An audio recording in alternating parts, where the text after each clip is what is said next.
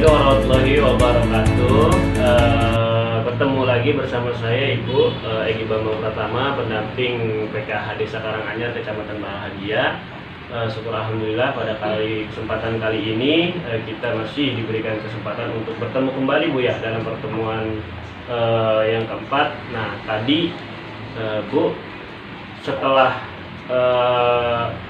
kita pelajari tentang yaitu perlindungan anak, setelah Ibu mempelajari tentang modul tersebut, tentang pertemuan tersebut yang udah kita bahas sebelumnya, kira-kira nanti kalau memang Ibu kurang ngerti nanti boleh ditanyakan lagi, dan saya akan membahas tentang bagaimana kesimpulan atau penutupannya Bu ya. Kata-kata ketika memang sudah dibahas semua nanti akan saya simpulkan Bu ya.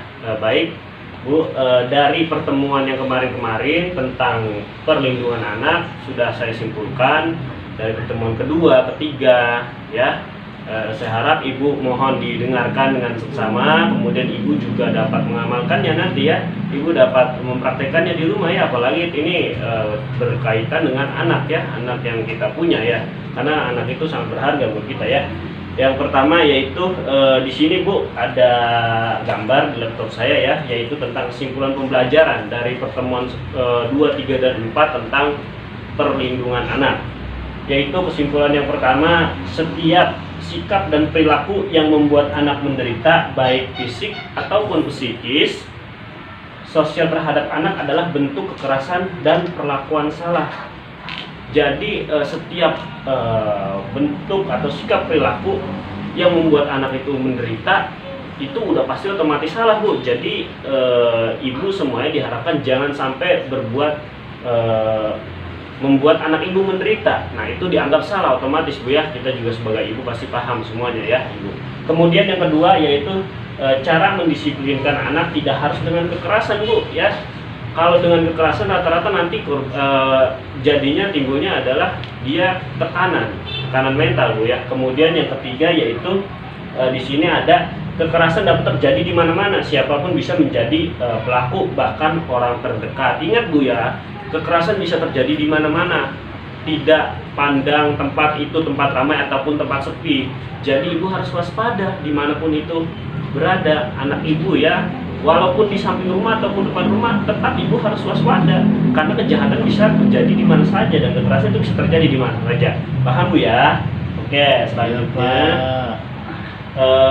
yang keempat yaitu orang tua wajib mencegah kekerasan dan perlakuan salah satu untuk melindungi anak. Dan ini wajib sesuatu hal yang diwajibkan kepada orang tua terhadap anak, bahwasannya setiap orang tua itu wajib melindungi anaknya dan mencegah terjadi perbuatan jahat terhadap anaknya. Otomatis ini adalah menjadi suatu perilaku yang wajib bagi orang tua Bu ya. Ibu otomatis sudah pasti paham lah tentang bagaimana cara mencegah kekerasan terhadap anak Bu ya. Dan selanjutnya yang kelima itu pencegahan kekerasan dan perlakuan salah dilakukan melalui antara lain. Di sini ada deteksi dini, membawa anak ke tempat aman, melaporkan ke RT RW dan polisi setempat. Dan yang terakhir yaitu menghubungi lembaga layanan setempat. Yang keenam seperti TEPSA, yang hotline-nya itu 1500771, kemudian P2T P2A, PPA atau KPAI dan lain sebagainya. Nah itu kesimpulannya Bu ya. Dan selanjutnya gini Bu, saya akan memberikan tugas Bu ya, karena kita sudah bertemu dari bulan ke bulan, ada beberapa pertemuan. Saya di sini ada tugas buat Ibu. Saya mohon nanti Ibu dikerjakan Bu ya. Nah, ini tugasnya Bu ya. Nah, di sini bentar saya buka dulu Bu. Bentar lagi saya buka. Jadi tugasnya itu nah, di sini ada tugas pekerjaan rumah. Ada 1, 2, 3, 4, 5, 6, 7. Saya mohon Ibu dikerjakan di rumah Bu ya. Enggak susah-susah banget ini Bu. Mudah kok. Jadi Ibu bisa mengerjakannya sambil mengasuh anak Bu ya. Bisa sambil bermain dengan anak Bu ya. Bentar saya zoom dulu Bu supaya agak besar. Bentar ya. Nah, di sini.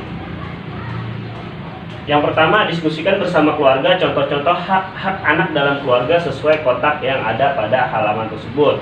Ya, jadi diskusikan apa contoh hak-hak anak yang harus didapatkan oleh anak, Bu ya. Kemudian yang kedua, diskusikan bersama keluarga gambar-gambar yang ada pada halaman 10 dan tempatkan pada kolom halaman. Selanjutnya yang ketiga, diskusikan bersama keluarga bagian tubuh mana dari gambar halaman 11 yang sering mendapatkan kekerasan dalam keluarga. Nah, kemudian yang keempat, diskusikan bersama keluarga contoh kekerasan dan siapa pelaku yang paling sering melakukan kekerasan terhadap anak sesuai halaman 15-16 yang pernah kita pelajari, Bu ya. Ada itu, Bu, nanti dibuka-buka lagi aja. Nah, yang kelima, diskusikan bersama keluarga. Oh, yang keenam ya, ceritakan kembali kepada semua keluarga cerita film Getun halaman 23. Kemarin kita sudah nonton film. Nah, di sini ada tugasnya. Dan yang tujuh, yang terakhir, ceritakan kembali kepada semua keluarga cerita film Kisah Si Aksa dan Kisah Si Geni pada halaman 26. Dan itu tugasnya, Bu ya. Nanti kalau yang bagi nggak ngerti dicatat aja, saya kasih gambarnya. Saya harap nanti pertemuan selanjutnya Ibu sudah mengumpulkan tugas tersebut, Bu ya, sambil Ibu main-main dengan anak Ibu atau mengasuh anak Ibu, Bu ya. Nah, itu tugasnya. Saya mohon Ibu mengerjakan nanti setelah kita pertemuan lagi, nanti Ibu bawa tugasnya ke saya. Jadi begitu, Bu ya. Jadi kemudian nanti kita pertemuan selanjutnya, Bu, kita akan membahas tentang sesi 12, yaitu tentang penelantaran dan eksploitasi. Ya, nanti kita setelah perlindungan anak, kita akan membahas tentang penelantaran dan eksploitasi. Jadi, nah yang terakhir, karena pertemuannya sudah, tugasnya sudah, saya berharap kepada Ibu agar tetap semangat dalam menjalani aktivitas sehari-hari, tetap jaga anaknya, tetap jaga kesehatan di masa pandemi COVID-19 ini karena penyebarannya semakin luas. Mudah-mudahan Ibu sehat selalu.